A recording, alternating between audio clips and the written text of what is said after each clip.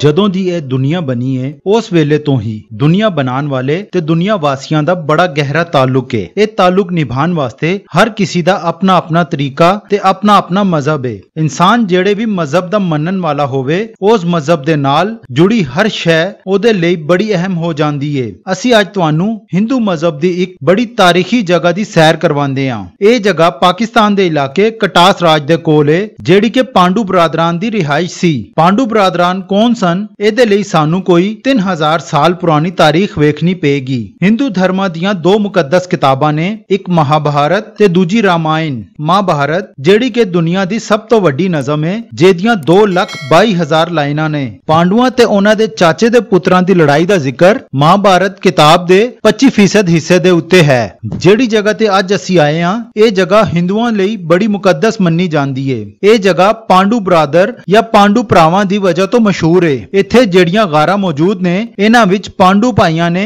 ਆਪਣੀ ਜ਼ਿੰਦਗੀ ਦੇ ਤਕਰੀਬਨ 5 ਸਾਲ ਲੰਘਾਏ ਸੀ। ਤਕਰੀਬਨ 3000 ਸਾਲ ਪਹਿਲੇ ਦੇ ਭਾਰਤ ਵਿੱਚ ਇੱਕ ਰਿਆਸਤ ਸੀ ਜਿਹਦਾ ਨਾਮ ਹਸਤਨਾਪੁਰ ਸੀ। ਇਸ ਰਿਆਸਤ ਦੇ ਬਾਦਸ਼ਾਹ ਦਾ ਨਾਮ ਵਿਚਿਤ੍ਰਵੇਰਿਆ ਸੀ, ਜਿਹਦੇ 3 ਪੁੱਤਰ ਸੀ। ਵੱਡੇ ਪੁੱਤਰ ਦਾ ਨਾਮ ਧਰਤਰਾਸ਼ਟ, ਛੋਟੇ ਪੁੱਤਰ ਦਾ ਨਾਮ ਪਾਂਡੂਆ ਤੇ ਤੀਸਰੇ ਪੁੱਤਰ ਦਾ ਨਾਮ ਵਿਦਵਾਰਾ ਸੀ। ਬਾਦਸ਼ਾਹ ਦਾ ਵੱਡਾ ਪੁੱਤਰ ਧਰਤਰਾਸ਼ਟ ਪੈਦਾਇਸ਼ੀ ਹੀ ਅੱਖੀਆਂ ਦੇ ਚਾਨਣ ਤੋਂ ਮਹਿਰੂਮ ਸੀ, ਜਦਕਿ ਛੋਟਾ ਪੁੱਤਰ ਪਾਂਡੂ ਬਿਲਕੁਲ ਠੀਕ ਸੀ। ਬਾਦਸ਼ਾਹ ਦੇ ਬਾਅਦ ਇਹਦੇ ਵੱਡੇ ਪੁੱਤਰ ਨੇ ਹਸਤਨਾਪੁਰ ਦਾ ਬਾਦਸ਼ਾਹ ਬਣਨਾ ਸੀ, ਲੇਕਿਨ ਅੰਨਾ ਹੋਣ ਦੀ ਵਜ੍ਹਾ ਤੋਂ ਇਹਦੇ ਛੋਟੇ ਭਰਾ ਪਾਂਡਵਾਂ ਨੂੰ ਰਿਆਸਤ ਦਾ ਬਾਦਸ਼ਾਹ ਬਣਾ ਦਿੱਤਾ ਗਿਆ ਸੀ। ਪਾਂਡਵਾਂ ਦੇ 5 ਪੁੱਤਰ ਸਨ ਤੇ 2 ਬੀਵੀਆਂ ਸੀ, ਜਦਕਿ ਇਹਦੇ ਵੱਡੇ ਭਰਾ ਧਰਤਰਾਸ਼ਟ ਦੇ 100 ਪੁੱਤਰ ਸੀ। ਪਾਂਡਵਾ ਇੱਕ ਦਿਨ ਸ਼ਿਕਾਰ ਦੇ ਲਈ ਜੰਗਲ ਵਿੱਚ ਗਿਆ ਤੇ ਸ਼ਿਕਾਰ ਖੇਡਦੇ ਹੋਏ ਗਲਤੀ ਨਾਲ ਇਹਦਾ ਤੀਰ ਜੰਗਲ ਵਿੱਚ ਇੱਕ ਸਾਧੂ ਬਾਬਾ ਦੀ ਘਰਵਾਲੀ ਨੂੰ ਲੱਗ ਗਿਆ, ਜਿਹਦੇ ਨਾਲ ਸਾਧੂ ਬਾਬਾ ਦੀ ਬੀਵੀ ਮਰ ਗਈ। ਸਾਧੂ ਬਾਬਾ ਨੇ ਗੁੱਸੇ ਵਿੱਚ ਆ ਕੇ ਪਾਂਡੂਆਂ ਨੂੰ ਬਦਦੁਆ ਦਿੱਤੀ, ਜਿਸ ਦਾ ਗਮ ਲੈ ਕੇ ਪਾਂਡੂਆਂ ਨੇ ਬਾਦਸ਼ਾਹਤ ਛੱਡ ਕੇ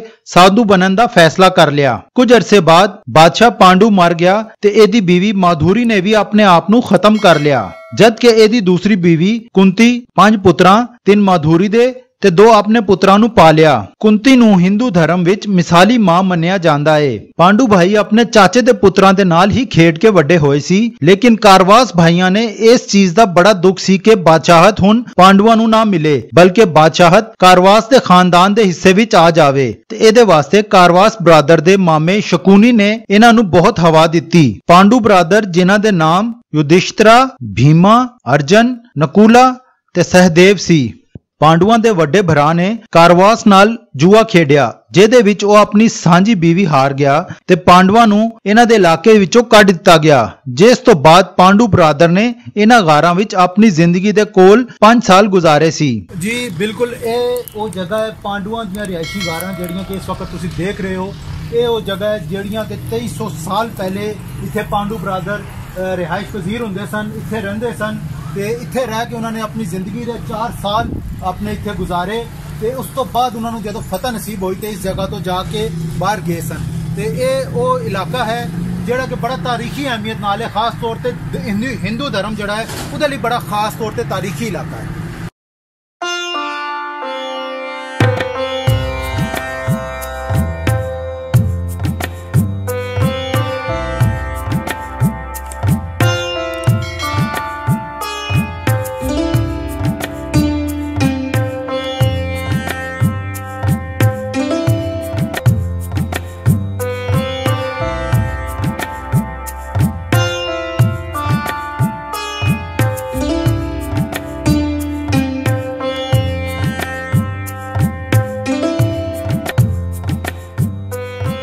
13 ਸਾਲ ਤੋਂ ਬਾਅਦ ਪਾਂਡਵਾ ਬਰਾਦਰ ਨੇ ਆਪਣੇ ਭਾਈਆਂ ਨਾਲ ਜੰਗ ਕੀਤੀ ਤੇ ਹਸਤਨਾਪੁਰ ਦੀ ਬਾਦਸ਼ਾਹਤ ਵਾਪਸ ਲਈ। ਇਸ ਜੰਗ ਨੂੰ ਮਹਾਭਾਰਤ ਕਿਹਾ ਜਾਂਦਾ ਹੈ। ਅੱਜ ਵੀ ਇਹ ਗਾਰ ਬਿਲਕੁਲ ਉਸੇ ਤਰ੍ਹਾਂ ਆਪਣੀ ਅਸਲ ਹਾਲਤ ਵਿੱਚ ਮੌਜੂਦ ਨੇ। ਭਾਰਤ ਤੇ ਪਾਕਿਸਤਾਨ ਤੋਂ ਕਈ ਹਿੰਦੂ ਅੱਜ ਵੀ ਆਪਣੇ ਮੁਰਦਿਆਂ ਦੀ ਰਾਖ ਇੱਥੇ ਆ ਕੇ ਸੁੱਟਦੇ ਨੇ, ਕਿਉਂਕਿ ਇਹਨਾਂ ਲਈ ਇਹ ਬੜੀ ਅਹਿਮ ਤੇ ਮੁਕੱਦਸ ਜਗ੍ਹਾ ਹੈ। ਇਹਦੇ ਕੋਲ ਇੱਕ ਖੂਹ ਵੀ ਹੈ ਜਿਹੜਾ ਕਿ ਪਾਂਡੂਆਂ ਦਾ ਖੂਹ ਕਹਿੰਦਾ ਹੈ, ਉਹ ਵੀ ਇਹਨਾਂ ਗਾਰਾਂ ਦੇ ਨੇੜੇ ਹੀ ਮੌਜੂਦ ਹੈ।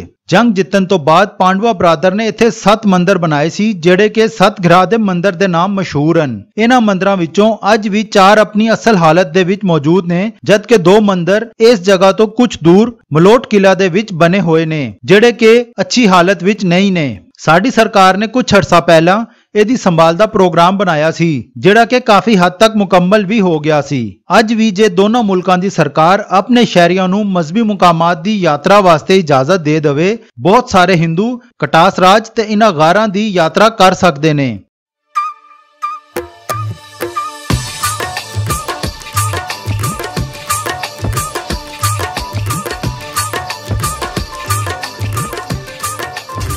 मज़ीद खबरों और वीडियोस के लिए विजिट कीजिए हमारी वेबसाइट www.voiceofurdunews.nl या फेसबुक पेज पर क्लिक करें। इसके अलावा आप हमारा यूट्यूब चैनल भी सब्सक्राइब करके मज़ीद वीडियोस भी देख सकते हैं। देखते रहिए वॉइस ऑफ उर्दू।